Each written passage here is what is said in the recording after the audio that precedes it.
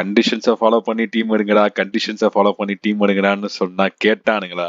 பாருங்க, ஆஸ்திரேலியாவில போயிட்டு கங்காரு குட்டிட்டு அடி வாங்கிட்டு 2-0 அப்படின்னு சொல்லி அடி வாங்கிட்டு இருக்கானுங்க.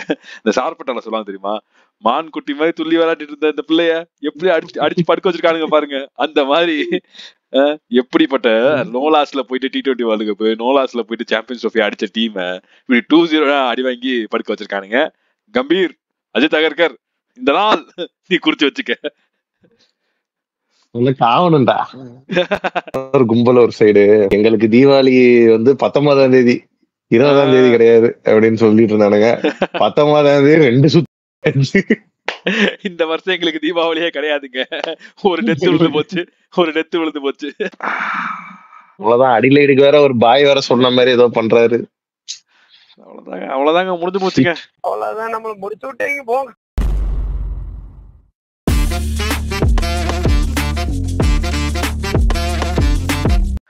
வணக்கம் மக்களே.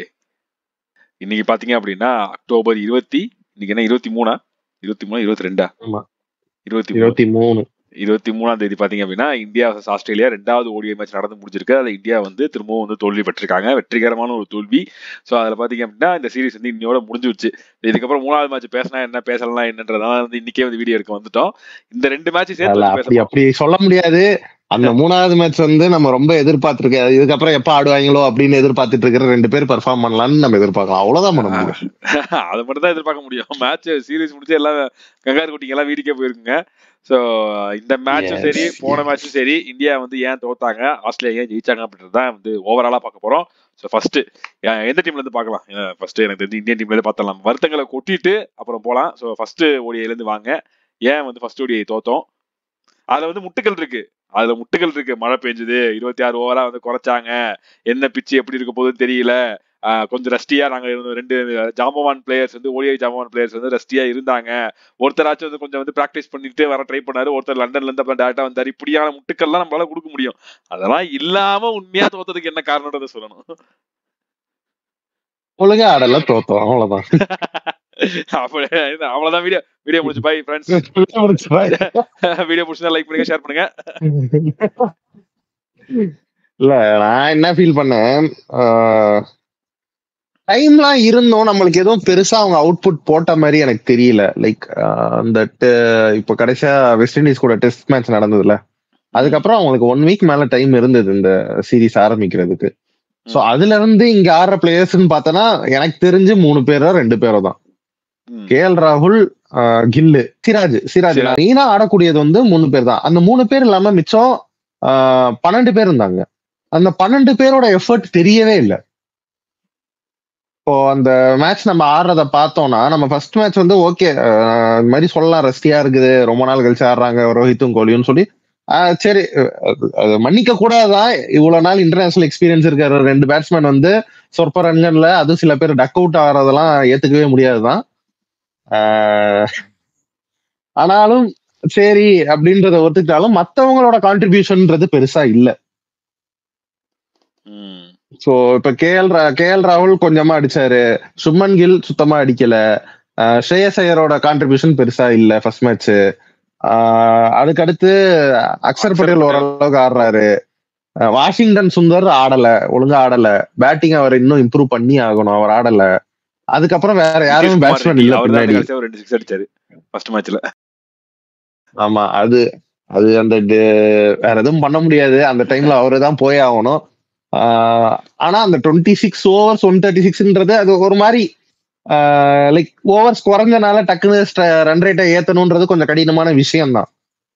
ஆனா அந்த அளவுக்கு ஒரு டம்மி டீம் கிடையாது இந்தியா, அதை கூட ப்ராப்பரா எக்ஸிக்யூட் பண்ண முடியாத அளவுக்கு. சோ நான் என்ன ஃபீல் பண்ணேன், அவங்க ப்ரிப்பேர்டா, இன்னும் வெல் ப்ரிப்பேர்டா வரலையோ. ஏன்னா இதுவே ஆஸ்திரேலியன் ஃபுல் டீம் கிடையாது, நிறைய புதுமுகங்கள் இருந்தது. தெரிஞ்ச முகங்கள், நல்ல வெல் நோன் ஃபேஸஸ்ன்னு பார்த்தா ஹெசல்வுட், ஸ்டார்க்கு, இதை விட்டா மிச்சல் மார்ஷ், நல்ல இவங்களாம் தான். அந்த 4 பேர் தான் நல்ல வெளியே தெரிஞ்ச முகங்கள் இருந்தது. மற்றபடி யாருமே ஆடல, எல்லாருமே புதுசு. கனோலி புதுசு, குனைமேன் புதுசு, நிறைய பேர் புதுசா ஆடி இருந்தாங்க. இவ்வளவு புதுசா ஆடியும் அவங்கள உன்னால டேக்கிள் பண்ண முடியல. நீ வந்து ஓடிஐ நம்பர் 1 டீம், உன்கிட்ட பவுலர்ஸ் இல்ல. இந்த செகண்ட் மேட்ச் பார்த்தா புடிச்சிக்குது இப்படி புடிச்சிக்குதுன்னு ராணா ஒரு சைடு காலை இழுத்துக்கிறான், அஸ்தீப் ஒரு சைடு படுத்துக்கிட்டு இழுக்கிறான், சிராஜ் ஒரு சைடு போயிட்டு அந்த 4 லைன் பின்னாடி இருக்க அட்வர்டைஸ்மெண்ட் போன் மேல காலை வச்சு ஹாம்ஸ்ட்ரிங் இது பண்ணிட்டு இருக்கான், ரிலீஸ் பண்ணிட்டு இருக்கிறான். ஹேய் எவ்ரிபடி அப்படின்ற மாதிரி இருந்துச்சு எனக்கு. எனக்கு அதான் சொல்றேன்ல, எனக்கு தெரிஞ்சு இந்தியாலேயே ஏதோ ஃபாஸ்ட் பவுலர்ஸே இல்லாத மாதிரியும் இவங்கதான் ஃபாஸ்ட் பவுலர்ஸ் இருக்கிற மாதிரியும், ஹர்ஷித் ராணா, ஹர்ஷ்தீப் சிங் கூட ஓகே, அவர் ஒரு நல்ல ஃபைன் கூட எடுத்துக்கலாம். சிராஜுக்கு பதிலா எனக்கு தெரிஞ்சு இன்னுமே நல்லா இருக்கக்கூடிய ஒரு பவுலர்ஸ் எல்லாம் நிறைய பேர் இருக்காங்க, ஃபாஸ்ட் பவுலர்ஸ். நியூ பவுலர்ஸ் கூட எடுத்துட்டு போங்க, ஒரு ஆஸ்திரேலியன் எக்ஸ்போஷர் கொடுங்க. எப்படி நீங்க ஒரு நட்ராஜனை எடுத்துட்டு போய் ஒரு எக்ஸ்போஷர் கொடுத்தீங்களோ அதை அவர் ப்ராப்பரா யூஸ் பண்ணாம இல்ல. அதுக்கப்புறம் அவருக்கு நடந்த இன்ஜுரினாலதான் அவரால் வர முடியலையே தவிர he use that opportunity superbly. So அப்படி இருக்கும்போது எந்த ஒரு எப்படி சொல்றது, இவ்வளவுதான் என்கிட்ட பவுலர்ஸ் இருக்காங்கன்ற மாதிரி கூட்டு போயிட்டு லைக் நம்ம எதுவும் ரொம்ப கஷ்டப்பட்டு ஆடின மாதிரி இருக்குது, அவனுக்கு ஈஸியா அடிக்கிறானுங்க. இதெல்லாம் வந்து உன்னோட அதாவது ஆரம்பிச்ச உடனே வந்து படபடன்னு என்னென்ன குறைகள் இருக்குன்றத மனசார வந்து சொல்லிட்டான். எனக்கு வந்து ஃபர்ஸ்ட் மேட்ச் தோத்ததுக்கு அண்ட் ஓவராலா இந்த சீரீஸ் தோத்ததுக்கு முக்கியமான விஷயமா பட்டது கௌதம் கம்பீர் அண்ட் அஜித் அகர்கர். அவங்களுடைய ஃபார்முலா வந்து T20ல இந்த 8ஆம் நம்பர் வரைக்கும் பேட்ஸ்மேன் வச்சிருக்கேன், டெஸ்ட்ல வரைக்கும் நான் 8ஆம் நம்பர் வரைக்கும் பேட்ஸ்மேன் வச்சிருக்கேன்றதெல்லாம் ஒர்க் அவுட் ஆகுது. மேபி ஓடிஐலையும் தேவைப்பட்டிருக்கலாம். மேபி ஓடிஐல வரைக்கும் வந்து 8ஆம் நம்பர்ல வந்து போன மேட்ச்ல வந்து நிதிஷ்குமார் ரெட்டி அது ஒரு 2 6 அடிச்சதுனால தான் வந்து ஸ்கோர் ஓரளவுக்கு 135 வந்துச்சுன்னு சொல்லலாம். இந்த மேட்ச் அதே மாதிரி இவர் அக்சர் பட்டேல் மாதிரி ஆளு அந்த மாதிரி ஆட்கள் வரா 8 வரைக்கும் பேட்டிங் இருக்கிறதுனால கொஞ்சம் வந்து குஷன் கிடைக்குதுப்பா அப்படின்ற மாதிரி சொல்லலாம். ஆனா இந்த ரொம்ப பிராக்டிக்கலா ரொம்ப உன்னிப்பா பார்த்தோம் அப்படின்னா போன மேட்ச்லயும் சரி இந்த மேட்ச்லயும் சரி வாஷிங்டன் சுந்தர் அடிக்கல. போன மேட்ச்ல நிதிஷ்குமார் ரெட்டி 2 6 அடிச்சாரு, இந்த மேட்ச்ல நிதிஷ்குமார் ரெட்டி அதை கூட பண்ணல. ஆஃப்டர் KL ராகுல் வேற யாருமே வந்து பெர்ஃபார்ம் பண்ணவே இல்லை. டில் KL ராகுல் வரைக்கும் தான் பெர்ஃபார்ம் பண்றாங்க. அதுவும் பார்த்தா அப்படின்னா அந்த 5 பேர் நம்பிதான் இருக்குது. கில்லு, ரோஹித் சர்மா, கோலி, ஸ்ரேயஸ் ஐயர், அக்சர் பட்டேல் அண்ட் KL ராகுல், இந்த 6 பேர் தான் நம்பி இருக்காங்க.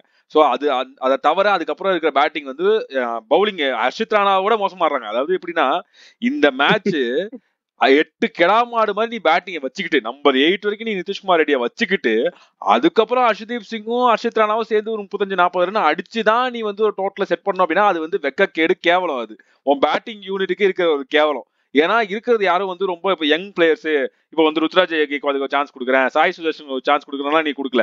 இருக்கிறது எல்லாமே ஆல்ரெடி ஏகப்பட்ட வேர்ல்டு கப் ஆடின பிளேயர்ஸ், ஆல்ரெடி நிறைய T20 world cup, champions trophy எல்லாமே ஆடி ஜெயிச்ச பிளேயர்ஸ். ஸோ அவங்கள வச்சுக்கிட்டே நீ 8ஆம் நம்பர் வரைக்கும் வச்சுக்கிட்டே நீ வந்து இந்த தத்தளிக்கிற அப்படின்னா அது பேட்டிங் யூனிட் எவ்வளவு மோசமா இருக்குன்னு தெரியுது. எஸ் அஃப்கோர்ஸ் பிட்ச் வந்து டஃபா தான் இருக்குது. நம்ம வந்து ரோஹித் சர்மா ஆடுறப்பையும் சரி மற்ற பேட்ஸ்மேன் ஆடுறப்பையும் சரி நம்ம நல்லாவே பார்த்தோம். ஃபர்ஸ்ட் கொஞ்சம் பால் எடுத்த உடனே டமால் டிமில் 6-4க்கு போற ரோஹித் சர்மாவே வந்து ஓகே பிச் கண்டிஷனை பார்த்துட்டு ஃபர்ஸ்ட் ஒரு 20-25 பாலுக்கு அப்படியே பொறுமையா அப்படியே பல்ல கடிச்சிட்டு தான் ஆடினாப்ல. அதுக்கப்புறம் தான் அந்த ஒரு ஷார்ட் ஓவர்ல இந்த 2 புல் ஷாட்ல 6 வந்ததுக்கு அப்புறம் தான் அவருக்கு அந்த கான்பிடன்ஸே வந்து ஓகே நம்ம செட் ஓவர் 17 ரன் வந்தது அந்த ஓவர்ல இருந்து தான். ஆமா, அதுல இருந்து அவருக்கு கான்பிடன்ஸே வந்துச்சு. சோ அப்படி இருக்கிறப்போ அந்த ஒரு டெம்பர்மெண்ட் இல்ல. அதுக்கு இன்னொரு முக்கியமான காரணம் இப்ப இந்த செலக்ஷன் சொன்ன தெரியுமா, அதை ஃபர்ஸ்ட் நான் சொல்லி முடிச்சிடறேன். செலக்ஷன் என்ன அப்படின்னா நீ வந்து 8ஆம் நம்பர் வரைக்கும் பேட்டிங் வைக்கணும்ன்றதெல்லாம் ஓகே. ஆனா அதுக்கு பதிலா நீ இழக்கிறது யாருன்னா குல்தீப் யாதவ். இந்த மேட்ச்ல ஆடம் சாம்பா எத்தனை விக்கெட் எடுத்தாரு? 4 விக்கெட். நான் அதான் ஃபீல் பண்ணேன், ஏன் குல்தீப் யாதவ் உள்ள ஆடக்கூடாது? ஹர்ஷித் ராணா அப்படி என்ன பண்றான்? ஏன் அவருக்கு இவ்வளவு எச் போகுது அவர் உள்ள ஆடணும்ட்டு? அவர் ரொம்ப கிரேட்டா போட்டு சூப்பரா போடுறாரு அப்படின்னா பரவாயில்ல, அவரு இஸ் அ மீடியோகோர் அந்த மாதிரிதான் அவர் போடுறாரு. ரொம்ப ஆஹா ஓஹோ அவர் இந்தியன் டீம்ல இருந்தே ஆகணும், இப்பவே 2027 வேர்ல்டு கப்போட 11th அவர் இருந்தாகணும்ன்ற அளவுக்கு அவனுக்கு ஹைப் தந்துட்டு இருக்காங்க. அந்த அளவுக்கு அவன் பெர்ஃபார்ம் பண்ணல. ஆனா அந்த பிச்சு நீங்க என்னதான் சொல்லலாம், ஆஸ்திரேலியன் பிச்சஸ் வந்து ஃபாஸ்ட் பவுலருக்கு வந்து ரொம்ப இதா இருக்கும் அப்படின்ட்டு. ஓகே 2 ஃபிங்கர் ஸ்பின்னர் இருக்கிறாங்கல்ல, அதே மாதிரி ஒரே ஒரு ஸ்பின்னர் வச்சுக்கிறது, ஒரு சைனாமன் பவுலர் வச்சுக்கிறது. ஏன் அவர் அழகா குல்தீப் யாதவ் எக்ஸிகியூஷன்லாம் ரொம்ப அழகா இருக்கும். ரன்ஸ் போனாலும் தேவையான இடத்துல விக்கெட்ஸ் எடுத்து தந்துருவாரு அவரு. சோ அவரோட இன்க்ளூஷன் இல்லாதது ஒரு பெரிய அடி செகண்ட் மேட்ச்ல. ஃபர்ஸ்ட் மேட்ச்லயே அடிதான், செகண்ட் மேட்ச்ல சொல்றேன். எனக்கு அதுவும் இந்த மேட்ச்ல வந்து ஆடம் சாம்பா பாக்குறப்போ முக்கியமான 2 விக்கெட் கேட்டாரு. ஒன்னு ஸ்ரேயஸ் ஐயர், KL ராகுல். அங்கே மேட்ச் முடிஞ்சிருச்சு. அதுக்கப்புறம் நீ பெருசா வேற யாரும் விக்கெட் எடுக்கவும் தேவையில்லை. சோ அப்படி அவருக்கே டேர்ன் கிடைக்குதுன்றப்போ குல்தீப் யாதவ் டேர்ன்லாம் நம்ம பார்த்துருப்போம் இதுக்கு முன்னாடி. மனுஷன் எவ்வளவு ப்ரிசைஸா போடுவாப்ல. பேட்டிங்னா எனக்கு தேவையில்லைங்க. ஒண்ணு நீ வந்து நிதிஷ்குமார் ரெட்டிக்கு பதிலாவோ இல்ல அஷித் ரானாவுக்கு பதிலாவோ அவரை சாக்ரிஃபைஸ் பண்ணிட்டு குல்தீப் யாதவ் எடுத்து வந்துக்கணும். அப்படி இல்ல எனக்கு வந்து 2 ஃபாஸ்ட் பாலர், இப்ப நிதிஷ்குமார் ரெட்டி அவ்வளவு படுமோசமா பவுலிங் போட்டாங்க. நிதிஷ்குமார் வர்றப்பதான் வச்சு விளாசுனாங்க. சோ எனக்கு அதுல பவுலிங் இல்ல அப்படின்னா ஒரு பியூர் ஃபாஸ்ட் பாலர் கொண்டு வந்துரு. யாராவது ஒருத்தர் நீ சாக்ரிஃபைஸ் பண்ணி தான் ஆகணும். பியூர் ஃபாஸ்ட் பாலர் வந்து ஒரு பிரசித் கிருஷ்ணா மாதிரி ஒரு ஃபாஸ்ட் பாலரோ இல்ல வேற யாராவது ஃபாஸ்ட் பாலரோ ஃபுல்லா நீ கொண்டு வந்துடணும். முக்கியமா இதுல பும்ரா இல்லாம போனது இன்னொரு மிகப்பெரிய தப்பு. கேட்டா நான் வந்து லோட குறைக்கிறேன், நான் வந்து மெயின்டைன் பண்றேன், அது பண்றேன், இது பண்றேன்னு. அவன் என்ன தெரியுமா பண்ணிருக்கணும் செலக்ஷன்ல? Test match, home test match West Indies கூட பும்ரா ஆடி இருக்க கூடாது. ஆமா கரெக்ட், எக்ஸாக்ட்லி. நீ ஹோம் கண்டிஷன்ஸ், நீ ஸ்பின்னர் ஃப்ரெண்ட்லின்றல, எதுக்கு நீ வந்து பும்ராக்கு லோடு குடுக்குறேன்ட்டா, லோடு இறக்குறேன்ட்டு எதுக்கு அந்த இதுல அவனுக்கு குடுக்குற? தேவையே இல்லை. அந்த நம்ம ஊரு டெஸ்ட்டுக்கு அவர் தேவையே இல்லை. அழகா சிராஜ், இவரு பேர் என்ன, அங்க ஹர்ஷித் ராணா வாடு, ஏன்னா வெஸ்ட் இண்டீஸ் மாதிரியே கொஞ்சம் வீக்கனான ஒரு ஆப்போசிஷன் கிட்டதான் நீ டெஸ்ட் பண்ணி பார்க்க முடியும். ஹர்ஷித் ராணா உள்ள எடுத்து டெஸ்ட் பண்ணி பாரு. சரி இப்ப பும்ரா இல்லைன்னா எப்படி நம்ம டீம் பவுலிங் போடுன்னு டெஸ்ட் பண்ணி பாரு. ஆஸ்திரேலியா, அதுவும் ஓடிஐ, இதுக்கு மேல எப்படி சொல்றது, அது ஒரு மாதிரி வெறுப்பாயிடுச்சு. என்னடா நீங்க செலக்ட் பண்ணிருக்கீங்க, ஏன்டா ஆஸ்திரேலியன் கண்டிஷன்ஸ்ல பும்ரா ஆடாத அளவுக்கு என்னடா அவர்களோட குறைக்கணும்? நீ எங்க வேணுமோ அங்க யூஸ் பண்ணாம, எங்க வேணாமா அங்கதான் நான் யூஸ் பண்ணுவேன்னு அவர்களோட ஏத்துறேன், குறைக்கிறேன்னு ஏத்தி தான் விட்டுருக்கிறேன் நீ தேவையில்லாம. அதுதான் முக்கியமா ஏஷியா கப் ஆடினாங்க. ஏஷியா கப் ஆடின உடனே ஒரு சீரீஸ் டக்குன்னு வெஸ்ட் இண்டீஸ் கூட ஆடினாரு. அப்ப அது லோடா தெரியலையா உனக்கு? அது நடுவுல கேப் விட்டுட்டு ஆஸ்திரேலியன் சீரீஸ் போட்டாதான் உனக்கு வந்து லோடு குறைச்ச மாதிரியான இருக்கும். எப்படி இந்த மாதிரி மழுமுட்டித்தனமா யோசிக்கிறாங்கன்னு தெரியல. வெஸ்ட் இண்டீஸ் டூர் வந்து அவ்வளவு கஷ்டமான டூர். ஏன்னா ஆடுறதுலாம் பார்த்தா அப்படின்னா பிரெயின் லாரா, விவ்ரிச்சர்ஸ் மாதிரி ஆடி இருக்காங்கல்ல உள்ளர. ஏன்னா பேட்ஸ்மேன் அவுட்டே பண்ண முடியாது. பும்ரா வந்து யாக்கர் போட்டு தான் அவுட் ஆகணும், இல்லைன்னா வந்து அவங்க அவுட்டே ஆக மாட்டாங்களா. அந்த மாதிரி லைக் வெஸ்ட் இண்டீஸ் நான் வந்து குறைச்சு சொல்லல, பட் இப்போ இருக்கிற நிலைமை அதுதான், அவங்களோட உண்மையான நிலைமை அப்படிதான். சோ அப்படி இருக்கிறப்போ கண்டிப்பா இதுல வந்து பும்ரா தேவைப்பட்டிருக்கும். யார் இருக்காங்களோ இல்லையா, கண்டிப்பா பும்ரா அண்ட் குல்தீப் யாதவ் உள்ள இருந்தே ஆகணும். அஷ்தீப் கண்டிப்பா உள்ள இருக்கணும்பா. எனக்கு வந்து அவர் சூப்பரா போட்டாரு. அவரால் முடிஞ்ச அளவுக்கு எவ்வளவு பெஸ்ட் கொடுக்க முடியுமோ அவர் வந்து சூப்பரா போட்டாரு. சிராஜ் வந்து விக்கெட் விழல. நீ சொன்ன சிராஜை விட நல்லா பவுலிங் போடுற ஆள் எடுத்துக்கலாம் அப்படின்னா, ஆனா ஸ்டார்டிங்ல இருந்து பார்த்தா அப்படின்னா எண்ட்ல நிறைய ரன்ஸ் கொடுத்துருக்காங்க. எண்ட்ல அவங்க வந்து டமால் டீம்ல அடிக்க ஆரம்பிச்சிட்டாங்க. பட் ஸ்டார்டிங்ல அவருக்கு கிடைச்ச அந்த ஒரு ஒரு சி மூவ்மெண்டா இருக்கட்டும், அந்த ஒரு ஸ்விங்கா இருக்கட்டும், அது மத்த யாருக்குமே கிடைக்கவே இல்லை. அவ்வளவு நெருக்கடி கொடுத்தாப்ல. விக்கெட் விழலதான், பட் கமெண்ட்ரியில நிறைய பேர் சொல்லிட்டு இருந்தாங்க அவர் விக்கெட் விழலன்றது மட்டும் தான் குறைய தவிர மற்றபடி அவ்வளவு சூப்பரா போட்டாரு அப்படின்னு. சோ பும்ராவுக்கு ஐ மீன் சிராஜுக்கு ஹெல்ப் பண்றதுக்கு ஹர்ஷ்தீப் சிங் ஒரு பக்கம், பும்ரா ஒரு பக்கம் இருந்தா இந்த அட்டாக் சூப்பரா இருக்கும். இன்னொரு பக்கம் ஸ்பின்ல வந்து வாஷிங்டன் சுந்தர் அண்ட் அக்சர் பட்டேல் இன்னைக்கு நல்லாவே போட்டாங்க. பட் அவங்க ரெண்டு பேரோட கோட்டாவும் முடிக்க முடியல. பட் அதுக்கு பதிலாக குல்தீப் யாதவ் மாதிரி இன்னும் எஃபெக்டிவான ஒரு பவுலர் இருந்தா அப்படின்னா இன்னும் சூப்பரா இருக்கும். நம்பர் 7 வரைக்கும் பேட்டிங் போதும்பா. ஆஸ்திரேலியா எப்படி போனாங்க, அவங்களுக்கு இருக்கிறதுலே தி மோஸ்ட் இன்எக்ஸ்பீரியன்ஸ்டு மிடில் ஆர்டரோட இன்னைக்கு போனாங்க. ஃபர்ஸ்ட் அந்த ஹெட்டும் மிச்சல் மார்ஷும் அடிக்கல அப்படின்னா இவங்க டீம் பேட்டிங் வந்து ஒண்ணுமே இல்லைன்ற மாதிரி இருந்துச்சு. ஆனா அதை வச்சுக்கிட்டே எவ்வளவு அழகா அந்த சிச்சுவேஷனுக்கு பழகி எந்த பவுலர்ஸை அட்டாக் பண்ணும், எந்த பவுலர்ஸை பார்த்து ஆடணுன்றதை அழகா பார்த்து எந்த பவுலர்ஸ் எந்த சமயத்துல அட்டாக் பண்ணுன்ற அளவுக்கு யோசிச்சு ஆடினானுங்க. ஆமா, ரொம்ப அழகா வந்து அடிக்கவே இல்லை. போக போக அவர் ஒரு 7வது ஓவர் போடுற போது 6வது ஓவர் 7வது ஓவர் போடும்போது போட்டு சாத்திட்டான் ஷாட்டு. ஆமா, மிச்சல் ஓவன்லாம் வந்தாலே அடிக்க ஆரம்பிச்சிட்டான். ஸோ அப்படி இருக்கிறப்போ அந்த ஒரு விஷயம் வந்து ரொம்ப அழகா அந்த இன்எக்ஸ்பீரியன்ஸ் பேட்டிங்கை வச்சுக்கிட்டே வந்து ரொம்ப அழகா வந்து பண்ணி முடிச்சாங்க. ஸோ இது வந்து ஒரு பக்கம். இதை வந்து செலக்ஷன்ல பார்த்தோம் அப்படின்னா ஏகப்பட்ட குளறுபடி. இது வந்து இப்போ இந்த சீரீஸ்ன்னு கிடையாது, எப்போ கம்பீர் உள்ளார கால் எடுத்து வச்சாப்லையோ, எப்போ அஜித் அகர்கர் உள்ள கால் எடுத்து வச்சாப்லையோ அப்பையில இருந்து ஒவ்வொரு சீரீஸ்லயும் குழப்பம் இருந்துகிட்டே தான் இருக்கே தவிர குழப்பம் இல்லாத சீரீஸ்ன்றது எனக்கு தெரிஞ்சு வந்து இப்போ இந்த வெஸ்ட் இண்டீஸ் சீரீஸ் மட்டும் தான் ஓரளவுக்கு நல்ல டீமா எடுத்திருந்தாங்க. டெஸ்ட் டீம் மட்டும் தான். மற்றபடி எல்லாத்துலயுமே குழப்பம் இருந்துகிட்டே இருந்துச்சு.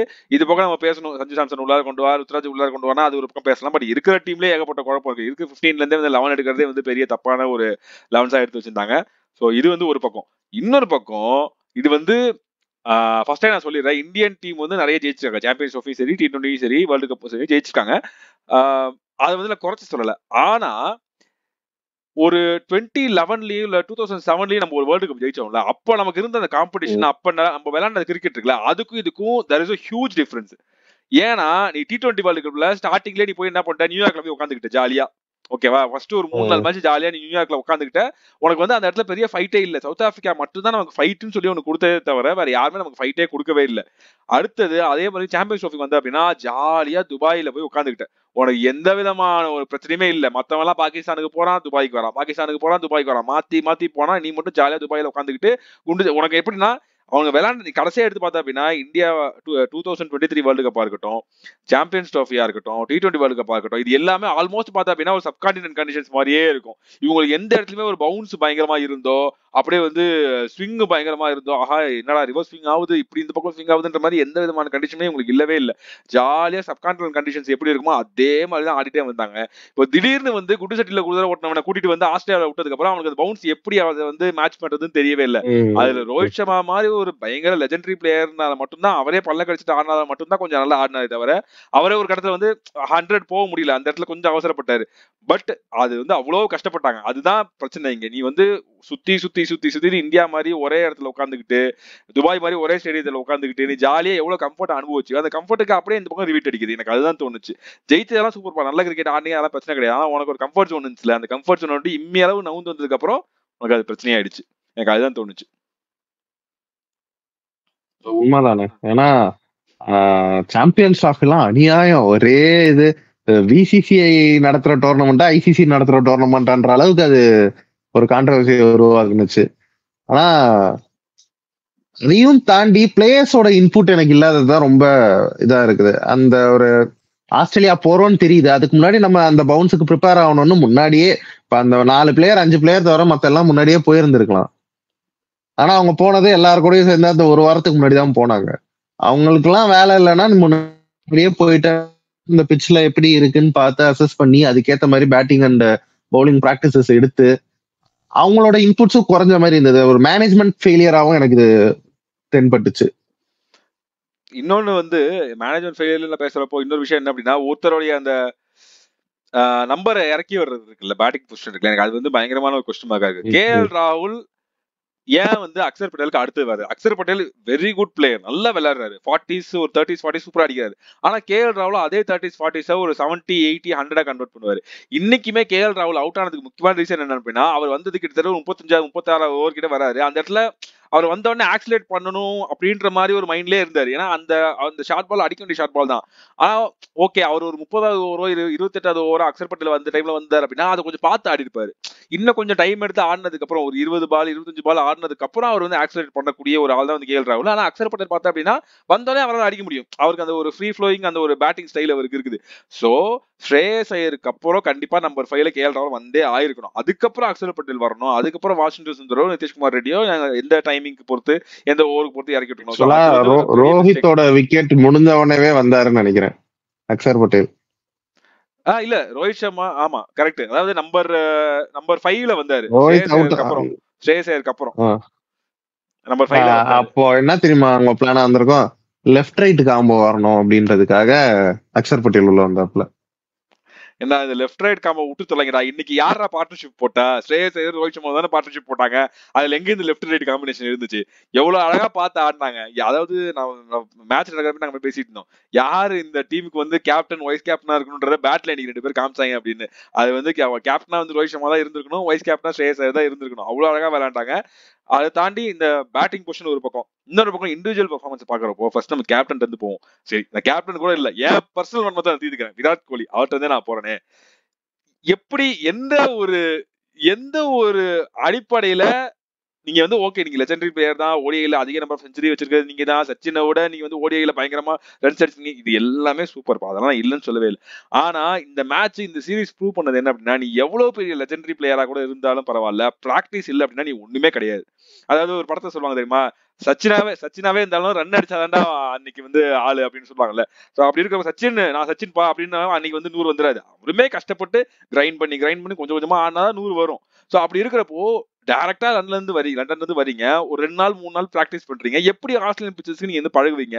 அதுக்கு முன்னாடி டொமஸ்டிக் மேட்சஸ் ஆடுங்க, போய் நீங்க வாலண்டியரா வாங்க. ஏன்னா நீங்க வந்து டெஸ்ட்லயும் கிடையாது, T20லயும் கிடையாது, அப்புறம் என்ன வேலை? அப்படி இல்லைன்னா மொத்தமா ரிட்டைர்மெண்ட் வாங்கிட்டு போயிடுங்க. எதுக்கு அவ்வளவு கஷ்டப்பட்டு? எதுக்கு வந்து அவங்க ஃபேமிலியும் ஒரு பக்கம் விட்டுட்டு நடுவுல என்ன டொமஸ்டிக் மேட்ச் நடந்தது? அந்த இதெல்லாம் ரஞ்சி ட்ராஃபியா ஏதோ நடந்துட்டு இருந்துச்சு. ரஞ்சி டிராஃபி தான். அவங்க தான் டெஸ்ட்ல இருந்து ரிட்டையர் ஆயிட்டாங்களே, எதுக்கு அவங்க ஆடணும்? டெஸ்ட்ல இருந்து ரிட்டையர் ஆடுறதுனா அவங்க விஜய் சாரே மட்டும் தான் ஆடணும். அதுதான் சொல்றேன், விஜய் சாரே தான் அவங்க ஆட முடியும். இல்ல ஒரு டொமஸ்டிக் மேட்சஸ்ல ஆடலாம்ல. இன்டர்நேஷனல் மேட்சஸ்ல இருந்து இன்டர்நேஷனல் டெஸ்ட்ல இருந்து ரிட்டையர் ஆயிட்டாங்க. எனக்கு ஒரு பிராக்டிஸ் வேணுன்றதுக்காக நீ ரஞ்சி ட்ரோஃபி ஆடு, இல்ல விஜயாசரா ட்ரோஃபி ஆடு, என்ன வேணா டொமஸ்டிக் கிரிக்கெட் ஆடு. இப்போ ரீசெண்டா கூட ஒரு நியூஸ் கேள்விப்பட்டோம். ரோஹித் சர்மா வந்து இந்த ஆஸ்திரேலியா சீரிஸ் ஆரம்பிக்கிறதுக்கு முன்னாடியே வந்து லோக்கலா எனக்கு வந்து ஆஸ்திரேலியன் பிச்சர்ஸ் மாதிரியே இருக்கிற பவுன்சி பிச்சர்ஸ் வேணும்னு சொல்லி கேட்டு பிராக்டிஸ் பண்ணாரு அப்படின்ற மாதிரி கேட்டோம். அது எந்த அளவுக்கு உண்மைன்னு தெரியல. அந்த மாதிரி ஏதாவது பண்ணுங்க. உங்களுக்கு இல்லாத ஃபெசிலிட்டியா அந்த மாதிரி லண்டன்ல பிராக்டிஸ் பண்ணிருந்தா அண்ணா அடிச்சிருப்பாரு, அண்ணா அடிக்கல, அது போய் இல்ல அப்படி ஏதாவது உங்களுக்கு இல்லாத வசதியா லண்டன்லயும் நீ லண்டன்லயே இருக்கட்டும். அதை ஃபிட்னஸ் டெஸ்ட் வேற லண்டன்ல இருந்து கொடுக்கறது, இங்க வராம பண்றது, உங்களுக்கு எல்லாம் வசதி கிடையவே கிடையாது. நீங்க கேட்டீங்க அப்படின்னா உங்களுக்கு ஏத்த மாதிரி பிச் ரெடி பண்ணி கொடுப்பாங்க. நீங்க எவ்வளவு நாள்னா நீங்க பிராக்டிஸ் பண்ணலாம். சோ அப்படி இருக்கிறப்போ அந்த பிராக்டிஸ் இல்லாம உள்ளர வந்து ரன் அடிக்குதுன்றது வந்து 2 மேட்சுமே வந்து 0 அவுட் ஆறதுதான் வந்து கண்டிப்பா ஏத்துக்க முடியாத ஒரு விஷயம். அது அவர மாதிரி ஒரு லெஜெண்டரி பிளேயர் கிட்ட வந்து அதுவும் இன்னைக்கு நல்ல சிச்சுவேஷன். கில்லு ஒரு பக்கம் அவுட் ஆயிட்டு போயிட்டாப்ல. ஓகே இன்னைக்கு ஒரு ரோக்கோ காமோ பார்க்க போறோம்டான்னு சொல்லி எதிர்பார்த்தா அப்ப நினைச்சு முடிச்சேன். அதுக்குள்ள அவுட் ஆயிட்டாங்க.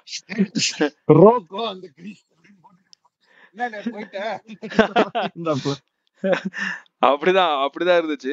சோ எனக்கு விராட் கோலி பெரிய பெரிய பெரிய டிசப்பாயின்மெண்ட். இதுக்கப்புறம் நீங்க கம்பேக் கொடுங்க, 3வது மேட்ச் கம்பேக் கொடுங்க, கொடுக்காம போறீங்க, அதெல்லாம் பிரச்சனை கிடையாது. முக்கியமான 2 மேட்சை விட்டாச்சு. சோ இன்னும் ஒரு 20 ரன் எக்ஸ்ட்ரா இருந்தா கண்டிப்பா ஆஸ்திரேலியன் டீம் நீங்க பயங்கரமா ஸ்ட்ரகிள் பண்ணிருப்பாங்க. ஏன்னா கடைசியில பாத்தீங்க அப்படின்னா விக்கெட் போயிட்டே இருந்துச்சு. ஒரு பக்கம் கனோலி மட்டும் தான் இருந்தாரு. அவருமே வந்து பாத்தீங்க அப்படின்னா ஒரு கடத்த கொஞ்சம் வந்து பதட்டம் ஆயிட்டாப்ல. ஆப்போசிட்ல வந்து ஸ்டார்க்கையும் சாம்போவையும் நம்பி விட்டுறக்கூடாதுன்றதுல அவர் ரொம்ப காஷியஸா இருந்தாரு. சோ அப்படி இருக்கப்ப இன்னொரு 20ல இருந்து 25 ரன் எக்ஸ்ட்ரா இருந்துச்சு அப்படின்னா 285 290 டோட்டல் போட்டாங்க அப்படின்னா கண்டிப்பா 2 விக்கெட் 3 விக்கெட் தான் எடுக்கிற மாதிரி இருந்துச்சு. அழகா ஜெயிச்சிருந்திருக்கலாம் நம்ம. ஆமா. சோ அது ஒரு விஷயம். இதுக்கு மெயின் காரணம் வந்து அதான் டாப் ஆர்டரோட கான்ட்ரிபியூஷன் இல்ல.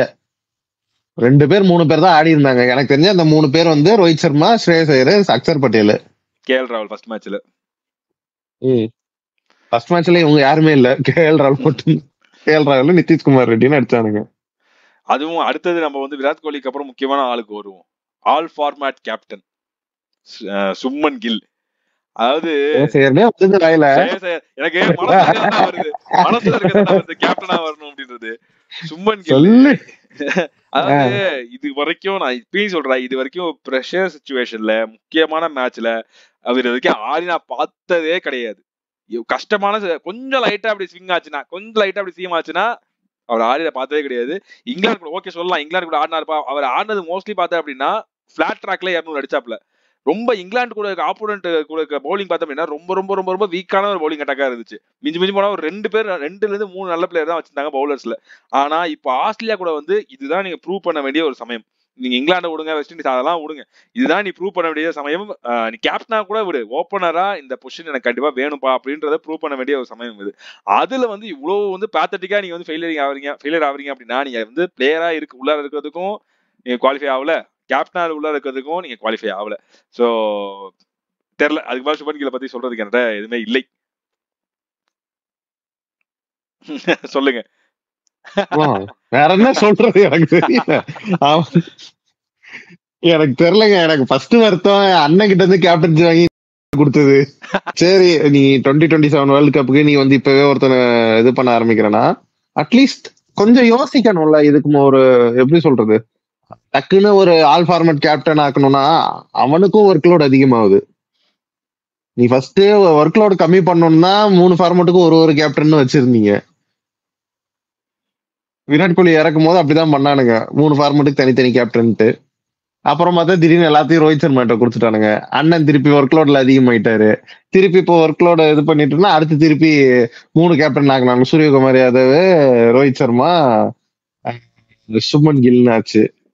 அப்புறம் என்னாச்சு, இப்போ வந்து ரோஹித் சர்மா கிட்ட இருந்து புடுங்கிட்டு இப்ப சுப்மன் கில் அதுல வந்து விசில சுப்மன் கில் இப்படி ஆயிடுச்சு. என்ன ஒரு தெளிவான ஒரு பாத்வே போட்டு நீ போறியா இல்லையானே ஒன்னும் புரியல. அது கொஞ்சம் அப்படியே பண்ணாலும் அவரோட பெர்ஃபார்மன்ஸ் இவரோட பெர்ஃபார்மன்ஸுமே லைக் நீங்க சொல்லலாம் இங்கிலாந்துல சூப்பரா இருந்துச்சு எல்லாம் இருந்துச்சு. whenever it needed he didn't deliver. இதுதான் என்னோட தாட். ரொம்ப தேவைப்பட்ட சமயத்தில் அவர் பெருசா எதுவும் ரன் அடிக்கல. இது வந்து வேர்ல்டு கப்பா இருந்தாலும் சரி, 2023 வேர்ல்டு கப்பா இருக்கட்டும். சோ அவர் வந்துட்டு லைக் ஓகே பிச்சர்ஸ்க்கு அடாப்ட் ஆகுறது, ஒரு கேப்டனு, ஒரு யங் கேப்டனு நல்லா லைக் இன்னும் கொஞ்சம் எந்துவா இருப்பாரு, நல்லா அந்த டெஸ்பரேட்டா அந்த பிச் எப்படி இருக்கு அதுக்கு நான் அடாப்ட் ஆகணும்னு முன்னாடியே நிறைய பிராக்டிஸ் செஷன் எடுத்து நெட் செஷன் ஆடி, ஆஸ்திரேலியன் பிச்சர்ஸோட நெட் செஷன் ஆடி அவர் எவ்வளோ அந்த ஒரு அந்த டச் எப்படி வருது, லைக் எந்த அளவுல ஆங்கிள் பேட்டை தூக்கணும், எந்த லெவல்ல பேட்டை இறக்கணும், எல்லாமே தெரிஞ்சு வச்சிருக்கணும் அவரு. சும்மா ஜஸ்ட் லைக் தட்னு வந்து நான் கேப்டனு நான் ஆடிடுவேன் அப்படின்ற மாதிரி ஆட முடியாது. அவங்க கண்டிப்பா பிராக்டிஸ் பண்றாங்க, இல்லன்ட்டு இல்ல. ஆனா அது பத்தல, கொஞ்சம் கூட பத்தல. You have to put extra efforts. அதுக்கு இன்னொரு ரீசன் வந்து மற்ற டீம் பிளேயர்ஸ்லாம் வந்து இந்தியாவில் சூப்பராக ஆடுறது காரணம் வந்து அவங்க எல்லாம் இந்தியாவில் ஆடுறாங்க, மற்ற கண்டிஷன்ஸ்ல ஆடுறாங்க, எல்லா லீகும் ஆடுறாங்க. நம்ம ஆட்கள் தான் ஆட மாட்டாங்களே. நம்ம ஆளுகள் தான் இந்தியாவில் மட்டும்தான் நான் ஆடுவேன், வேற எந்த கண்ட்ரிலையும் போய் நான் ஆட மாட்டேன், வேற எந்த லீகும் ஆட மாட்டேன்றதுனால இப்போ ஒரு ஆஸ்திரேலியன் பிளேயர் வந்து நீ ஒரு டிம் டேவிட கேட்ட, மிச்சல் மார்ஷை கேட்ட, நீ வந்து ஸ்டார்க்கு கேட்ட அப்படின்னா அவன் இந்தியன் கண்டிஷன் அத்துப்படி அவனுக்கு மும்பை எப்படி இருக்குன்னு அவனுக்கு தெரியும், பெங்களூர் எப்படி இருக்குன்னு தெரியும், சென்னை எப்படி இருக்குன்னு அவனுக்கு தெரியும், எல்லாமே அவனுக்கு தெரியும். இது வந்து இங்கிலாந்து சீரீஸ் ஆரம்பிக்கும் போதே நம்ம வீடியோல பேசணும், ஏன் பிசிசிஐ வந்து ஒரு முட்டுக்கட்டை போடுது அதுக்கு, ஏன் பிக் பேஷ் லீகோ, ஏன் வைட்டாலிட்டி பிளாஸ்டோ, இல்ல வேற எந்த ஒரு அப்ராட் லீகோ ஏன் இந்தியன் பிளேயர்ஸ் ஆட வைக்க கூடாது? அதுல என்ன தப்பு இருக்குது? உனக்கும் அது பெனிஃபிட் தானே. நீ இப்போ ரோஹித் சர்மா, விராட் கோலி எல்லாம் வெளியூர் லீக்ஸ் போய் ஆடினாங்கன்னா அவங்களுக்கு அந்த பிச்சர்ஸோட அடாப்டபிலிட்டி தெரியும், அவங்க திருப்பி அதுக்கேத்த மாதிரி அவங்க ஆடிக்க முடியும். ஆனா நீ ஒன்னும் எப்படி சொல்றது, இப்படியே கடைசி வரைக்கும் நாங்க காசு தரோம், நீ எங்க நான் சொல்லும் போதுதான் நீ வெளியே ரிட்டையர் ஆயிட்டு தான் நீ வெளியே போய் ஆடணும், அதுக்கு முன்னாடி வரைக்கும் ஆடக்கூடாதுன்ற போது இட்ஸ் யுவர் லாஸ். அவன் வந்து ஆடிட்டு தான் இருக்கிறான், அவனுக்கு வேணும், அவன் வந்து ஆடுறான். மேக்ஸ்வெலுக்கு இப்ப என்னன்னு தெரியும், பொலார்டுக்கு எப்படி இருக்குன்னு தெரியும், டிம் டேவிடுக்கு எப்படி இருக்குன்னு தெரியும், எல்லாருக்குமே எல்லா ஒரு பிக்சர்ஸ் இப்ப தெரியுது. பாகிஸ்தான் பிக்சர்ஸ் கூட தெரியுது, ஏன்னா பாகிஸ்தான் பிளேயர்ஸும் வெளியே போய் ஆடுறானுங்க, அவனுங்களும் நல்லா இது பண்ணிக்கிறானுங்க. எதுவுமே அடாப்ட் பண்ண முடியாத அளவுக்கு அப்படி என்ன, ஏன் அதை வந்து பொக்கிஷ மாதிரி பொத்தி வச்சு இந்தியன் பிளேயர்ஸ் இந்தியன் லீக்ஸ் மட்டும்தான் ஆடணும், ஏன் அப்ராட் லீக்ஸ் ஆடக்கூடாதுன்னு ஒரு விதி. இப்போ வந்து 3 ஓடி முடிஞ்சிருச்சு, நீங்க எடுத்த பிராக்டிஸ்லாம் நான் இன்னும் நாளைக்கோட முடிஞ்சிடும், சனிக்கிழமையோட முடிஞ்சிடும். இப்போ அடுத்தது இங்கிலாந்து கூட ஒரு சீரிஸ் வருது, சவுத் ஆப்பிரிக்கா கூட ஒரு சீரிஸ் வருது, நியூசிலாந்து கூட ஒரு சீரிஸ் வருது. இது எல்லாத்துக்கும் நீங்க ஃபர்ஸ்ட்ல இருந்து புதுசு புதுசாக தான் நீ அடாப்ட் பண்ணணும். நியூசிலாந்துக்கு இப்போ அது எல்லாமே 3 சீரிஸ், 3 மேட்ச் 4 மேட்ச் அப்படிதான் இருக்கும். எதுவுமே 5 மேட்ச் இருக்கும். ஆமா அப்படிதான் இருக்கும். நான் வந்து 2 மேட்ச் இப்படிதான்ப்பா, நான் கொஞ்சம் வந்து ரஸ்டியா இருந்தேன்ப்பா, ஃபர்ஸ்ட் ஒரு மேட்ச் டைம் எடுத்துக்கிட்டேன், டைம்லாம் உனக்கு கிடையாது ரைட்டா, ஓடிஐல டைமே உனக்கு கிடையாது. ஸோ அப்படி இருக்கிறப்போ இருக்கிற ஓடியை நீ பயன்படுத்திக்க மாட்டேற, வேற எங்கேயுமே ஆட மாட்டேங்கிற அப்படின்றப்போ இது எதுவுமே சரியில்லை. இது வந்து தோத்தது காரணம் இன்னைக்கு இந்த மேட்ச்ல விளையாண்டாங்க, இன்னைக்கு இந்த மேட்ச்ல வந்து அந்த பாலை வந்து நிக் பண்ணிட்டாங்க, தேவையில்லாம தூக்கி அடிச்சிட்டாங்கிறது மட்டும் கிடையாது. உன் மைண்ட் செட்டு தப்பு, நீ விளையாட டீம் எடுக்கிறது தப்பு, எடுத்த டீம்ல இருந்து 11 செலக்ட் பண்றது தப்பு, உன் பிராக்டிஸ் செஷன் தப்பு, எல்லாமே தப்பு. அதனுடைய ரிஃப்ளெக்ஷன் தான் இன்னைக்கு இந்த 2 மேட்ச்மே வந்து தோத்ததுக்கு. எந்த விதமான ஒரு சலனமுமே இல்லாம ஆஸ்திரேலியா ஜெயிச்சுட்டு போயிட்டாங்க. நம்ம சொல்லலாம் கடைசியில கொஞ்சம் விக்கெட் விட்டாங்க அப்படின்னு, அதெல்லாம் அவன் பெருசாக கவலைப்படுற மாதிரியே இல்ல. கொஞ்சம் மேபி லைட்டா டென்ஷன் ஆயிருக்கலாமே தவிர அவ இருக்கிறது 5 ரன்னோ 6 ரன்னோ அதை வந்து அடிச்சு போட்டு ஸ்டார்க்கே ஒரு வந்து 4 ஸ்டாப்ல. ஸோ அப்படி இருக்கிறப்போ ரொம்ப ஈஸியா வந்து 2 மேட்சும் மடுத்து சாப்பிட்டு போயிட்டே இருந்தாங்க. ஸோ எனக்கு தெரிஞ்சு பேட்டிங்ல வந்து 2 லெஜெண்ட்ஸ், ஒருத்தர் ப்ரூவ் பண்றாரு, இன்னொருத்தர் ஒண்ணுமே பண்ணல, கேப்டன் ஒண்ணுமே பண்ணல. மிடில் ஆர்டர் வந்து நம்ம பயங்கரமா பேசிட்டு இருந்தோம், இவங்க சூப்பரா ஆடுவாங்க, அவங்க சூப்பரா ஆடுவாங்கன்ட்டு. மிடில் ஆர்டர் ஓரளவுக்கு இது பண்ணிட்டாங்க. பட் எண்டில் பார்த்தா அப்படின்னா 8ஆம் நம்பர் வரைக்கும் பேட்ஸ்மேன் வச்சிருக்கேன், இந்த 8ஆம் நம்பர் பேட்ஸ்மேன் 7ஆம் நம்பர் பேட்ஸ்மேன் அடிக்கல. பவுலிங்ல வந்து முக்கியமான ஆளை வந்து விட்டுட்டேன். ஸோ இந்த மாதிரி குறைகள் வந்து ஏகப்பட்டது சொல்லிட்டே போகலாம். இன்னொரு பக்கம் வந்து இவங்க ஒரு பக்கம் கிடக்குறாங்க, இன்னொரு பக்கம் மட்டமா ஆடினாங்க. ஆஸ்திரேலியாவை பத்தி ஒரு சில வார்த்தைகள் அதை வந்து சொல்லிட்டு நம்ம வந்து இந்த வீடியோ முடிச்சுக்கலாம். சொல்லுங்க. ஆஸ்திரேலியா வந்து they are proving once again why they are a champion side அப்படின்ற மாதிரி தான் நான் சொல்லுவேன். ஏன்னா அவங்க வந்துட்டு அட் எனி கிவன் சிச்சுவேஷன் அவங்களோட பெஸ்ட்டை வெளியே எடுத்துட்டு வரணும் அப்படின்ற மாதிரி அவனுங்க ஆடினானுங்க. ஓகே, ஹோம் கிரவுண்ட் அட்வான்டேஜ் எல்லாம் சொல்லலாம், ஆனாலும் அன்னைக்கு மேட்ச் எப்படி ஆடணும், எப்படி அந்த இது ரன்ஸ் ரொட்டேட் பண்ணணும் அப்படின்லாம் கரெக்டா எடுத்துட்டு போனது வந்து சூப்பரா இருந்துச்சு. கூப்பர் கனோலி வந்து ரொம்ப அழகா ஆடி கொடுத்தாரு, நல்ல நிதர்சனமா நிதானமா எந்த பால் அடிக்கணும் எந்த பால் விடணும்னு பார்த்தாரு. அதே மாதிரி ஷாட்டும் அப்படிதான் ஆடினாரு. பேட்டிங் குறையே இல்லை, அவனுங்களுக்கு எங்க எப்படி ஆடணும்னு தெரியுது, யார் எங்க நிக்கணும்னு தெரியுது. லைக் ஒரு விக்கெட் வந்தாலும் நான் எவ்வளவு நாள் நிக்கணும், எவ்வளவு தூரம் நிக்கணும்ன்ற மாதிரி அவனுங்களே ஒரு கால்குலேட்டட் கிரிக்கெட் ஆடினாங்க. அது இல்லாம பவுலிங் சொல்லவே வேணாம். அந்த எப்படி சொல்றது, அந்த டியோ ஹெசல்வுட் அண்ட் ஸ்டார்க்கோட டியோ வந்து அடிச்சு நவுத்திருச்சு. இந்தியன் டீம் இப்படி வால் மாதிரி இருக்குன்னா டொபக் டொபக்னு அடிச்சிருச்சு. அந்த அளவுக்கு சூப்பரா அந்த ப்ராப்பர் எக்ஸிகியூஷன், இதுதான் எக்ஸ்பீரியன்ஸ்ன்றது. இந்த மாதிரி எக்ஸ்பீரியன்ஸான ஒரு பவுலிங் கேம்பெயின் இந்தியா சைடு இல்ல. அதுக்கு லேக் ஆகுறது பும்ரா. சோ அந்த சொல்லியிருந்தாப்ல நான் பார்த்ததுலயே என்னது அந்த 5 ஃபார் 4 ஃபார் சொல்லுவாங்களே அந்த மாதிரி இந்த நோ ஃபார்ன்ற மாதிரி 29 ஃபார் 0 தான் வந்து ஹேசல்வுட்டோடது. இருக்கிறதுலே பெஸ்ட் வந்து 0 விக்கெட் எடுத்த அந்த 10 ஓவர்ன்றது ஹேசல்வுட்டோட ஓவர் தான் அப்படின்னு சொல்லியிருந்தாரு. ஏன்னா 29 ரன்ல விட்டா ஆட்டிட்டாரு பேட்ஸ்மேன், ஒண்ணுமே பண்ண முடியல. அவனால அந்த லென்த் கடைசி வரைக்கும் யாராலுமே பிக்கே பண்ண முடியல. 10 ஓவருக்கு 29 தான் பாத்துக்க எப்படி போட்டிருக்காங்க முடியும் லைனை பிடிச்சு. 2.9 தான் எக்கனாமி. ஆமா, சோ அது சூப்பர். அதான் சொல்றேன், எல்லாருமே ஜாம்பாவும் சூப்பர் தான். ஆனா ஜாம்பா இவ்வளவு பெர்ஃபார்ம் பண்ணுவான்னு எதிர்பார்க்கவே இல்ல. போன மேட்ச் நேதர்லாந்து போட்டாப்ல. எல்லாம் சூப்பர், நல்லா ஆடுறானுங்க, ஜெயிக்கிறானுங்க. அதுதான் நான் சொல்றேனே, ஃபர்ஸ்ட் வீடியோ முடிச்சிருந்திருக்கலாம். பேட்டிங்ல அவங்களுக்கு வந்து இன்எக்ஸ்பீரியன்ஸ் இருக்குன்னு சொன்ன மாதிரி பவுலிங்லயும் பார்த்தா அப்படின்னா இருக்கிறத வச்சு தான் அவங்க மேனேஜ் பண்ணாங்க. ஸ்டார்க்கு சொல்றோம், ஹேசல்வுட் சொல்றோம். ஸ்டார்க்கு வந்து விராட் கோலி ரோஹித் சர்மாவோட விக்கெட் எடுத்ததுக்கு அப்புறம் நிறைய ரன்ஸ் போனாரு. பட் வந்து அதுக்கப்புறம் ஜாம்பா கொஞ்சம் வந்து கை கொடுத்தாப்ல, அதுக்கப்புறம் ஷார்ட் ஓவர் கொஞ்சம் லைட்டா ஓவர்ஸ் போட்டு கொடுத்தாப்ல, ஹெட் வந்து ஒரு ஓவர் போடுறாப்ல, இப்படின்னு சொல்லி இருக்கிறத வச்சு என்னவோ பண்ணி மேட்ச் பண்ணி இந்தியா மாதிரி இந்தியா பார்த்தா அப்படின்னா ஆன் பேப்பர் ஆஸ்திரேலியாவோட பயங்கர ஸ்ட்ராங்கான டீமா இருந்தாங்க. பட் அந்த டீமே பீட் பண்ணிட்டாங்களே. எதுலயுமே அவங்களுக்கு வந்து ஒரு ஃபுல்ஃபில்மெண்ட் இல்ல. உனக்கு வந்து அலெக்ஸ் கேரி இல்ல, உனக்கு ஜாஷ் இங்கிலீஷ் இல்ல, பேட் கமென்ஸ் இல்ல, கேமரன் கிரீன் இல்ல, இந்த மாதிரி பெரிய பெரிய பிளேயர் யார், லபிஷேன் இல்ல, ஸ்மித் இல்ல, யாருமே கிடையாது. அப்படி இருந்துமே இந்த அரகுர டீம் வச்சு அவன் தோக்கடிச்சிட்டான் அப்படின்னா, நீ ஃபுல் ஃபார்ம்ல வேர்ல்டு கப்புக்கு வந்தான், T20 வேர்ல்டு கப்புக்கும் ODI வேர்ல்டு கப் 2027 வந்தான் அப்படின்னா எப்படி ஆடுவான்றதை நம்ம யோசிச்சு பாத்துக்கோங்க. அதுதான் விஷயம். அவ்வளவுதான். சோ ஏன்னா ஒண்ணும் இல்ல, சிம்பிளா என்ன சொல்லணும்னா, Australia deserve to win, India deserve to lose, அவ்வளவுதான். நான் ஒன்னு எதிர்பார்த்தது என்ன அப்படின்னா, சவுத் ஆப்பிரிக்கா வந்து ஆஸ்திரேலியாவை வந்து அடிச்சாங்க. ஏன்னா போன சீரிஸ் வந்து ஆஸ்திரேலியாவுக்கு அதுதான், சவுத் ஆப்பிரிக்கா கூட தான் 2-1ன்ற மாதிரி ரொம்ப மோசமா தோத்தாங்க ஆஸ்திரேலியா. சோ அதனால நான் என்ன நினைச்சேன், இந்தியாவுக்கு ஒரு சான்ஸ் இருக்கு, இந்தியாவும் நல்ல கேம் ஆடுவாங்க, வி ஆர் பெட்டர் தென் சவுத் ஆப்பிரிக்கான்னு நினைச்சேன். தம்பி இல்ல தம்பி, வி ஆர் ஃபார் பிலோன்ற மாதிரி வந்து ப்ரூவ் பண்ணிட்டாங்க. நீங்க எப்படி பண்ணுவீங்கன்னு அந்த மாதிரி ஆயிடுச்சு. சோ ஒரு டோட்டல் டிசப்பாயின்மெண்ட் தான். பட் வந்து ஒரு சில பாசிட்டிவ்ஸ் எடுத்துக்கணும் அப்படின்னா, அக்ஷர் பட்டேலோட பேட்டிங் ஒரு பாசிட்டிவ், கேஎல் ராகுலோட பேட்டிங் ஒரு positive, Shreyas Iyer looks in very very good touch, Rohit Sharma coming back to form இல்ல, ரொம்ப நாள் கழிச்சு ஆடுறாரு, அவர் திரும்ப ஒரு ஃபார்ம் அப்படியே கண்டினியூ பண்றது சூப்பர். பவுலிங்ல வந்து சிராஜ் நல்லாவே போட்டு கொடுத்தாரு. அஷ்தீப் சிங் வந்து அவருக்கு சான்ஸ் கிடைச்சது ஒரு நல்ல விஷயம். நிதிஷ்குமார் ரெட்டிக்கு ஓகே சான்ஸ் கிடைச்சது, அவர் இன்னும் கண்டிப்பா ப்ரூவ் பண்ணணும், இன்னும் நிறைய அவர் கேம் டைம் வேணும், அவர் இந்த 11 செட் ஆவாரான்றது அது ஒரு பெரிய கொஸ்டின். வாஷிங்டன் சுந்தர் சூப்பரா பவுலிங் பண்ணாரு. வாஷிங்டன் சுந்தர் அண்ட் அக்ஷர் பட்டேலோட காம்போ பவுலிங்ல வந்து அவ்வளவு சூப்பரா இன்க்ரீஸ் பண்ணோம் நல்லா. ஆமா, பவுலிங்ல காம்போ சூப்பரா இருந்துச்சு. வாஷிங்டன் சுந்தர் கண்டிப்பா பேட்டிங்ல கண்டிப்பா 20-25 ரன்ஸ் வேல்யூபிள் ரன்ஸ் அடிச்சு கொடுத்தே ஆகணும். அவர்கிட்ட கெப்பாசிட்டி இருக்கு. ஏன்னா டெஸ்ட்ல பயங்கரமா பாத்துருக்கோம், பட் ஓடிஐல என்னமோ சொதப்புறாரு. சோ அது மாதிரி நிறைய ஓரளவுக்கு பாசிட்டிவ்ஸ் இருக்கதான் செய்யுது. ஸோ இதெல்லாம் தான் வந்து இந்த சீரீஸ் இப்போ நடந்து முடிஞ்ச 2 மேட்சுக்கான எங்களுடைய கருத்துக்கள். இதுக்கப்புறம் 3வது மேட்ச் என்ன நடந்தாலும் சரி, பர்சனலா சந்தோஷப்பட்டுக்கலாம். ரோஹித் சர்மா 100 அடிச்சாலோ, விராட் கோலி 100 அடிச்சாலோ, கேஎல் ராகுல் 100 அடிச்சாலும் நம்ம பர்சனலா சும்மா சந்தோஷப்பட்டுக்கலாம். பட் எதுவுமே யூஸ் கிடையாது. லெட்ஸ் இதுக்கப்புறம் அடுத்து வரப்போற சீரீஸ்ல எப்படி பெர்ஃபார்ம் பண்றாங்கன்றத பார்ப்போம். T20 மேட்சஸ் இருக்குது. வரப்போற சீரீஸ்ல ஹிட்டன்னா விராட்டும் இருக்கிறாங்களான்னு பார்ப்போம். ஹிட்டன்னா இருப்பாரு, ஹிட்டன்னா எனக்கு தெரிஞ்சு மோஸ்ட்லி இருப்பாரு. எனக்கு என்ன வயசு அதிகம்னு இறக்கிடுவாங்க. எனக்கு ஒரே ஒரு கேள்வியோட இந்த கேள்வியோட நான் முடிக்கிறேன்.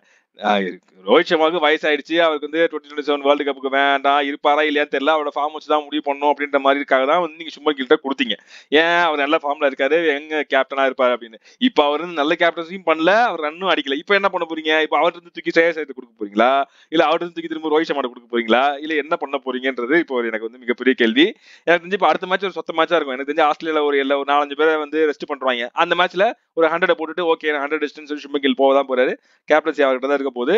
இந்தியா நாசமா போகுது. இதுதான் நம்ம பார்க்க போறோம். சோ இதுதான் வந்து இன்னைக்கான எங்களுடைய கருத்துக்கள். இந்த வீடியோ உங்களுக்கு பிடிச்சிருந்தா லைக் பண்ணுங்க, ஷேர் பண்ணுங்க. இந்த மேட்ச் இதுக்கு முன்னாடி மேட்ச் இந்தியா தோத்ததுக்கான காரணம், ஆஸ்திரேலியா ஜெயிச்சதுக்கான காரணம் உங்களுக்கு என்ன தோணுது வந்து கமெண்ட் செக்ஷன்ல சொல்லுங்க. அண்ட் இதே மாதிரி இன்னொரு சூப்பரான வீடியோவோட உங்களை வந்து மீட் பண்றோம். வீடியோ ஹைப் பண்ணிக்கோங்க. நன்றி, வணக்கம்.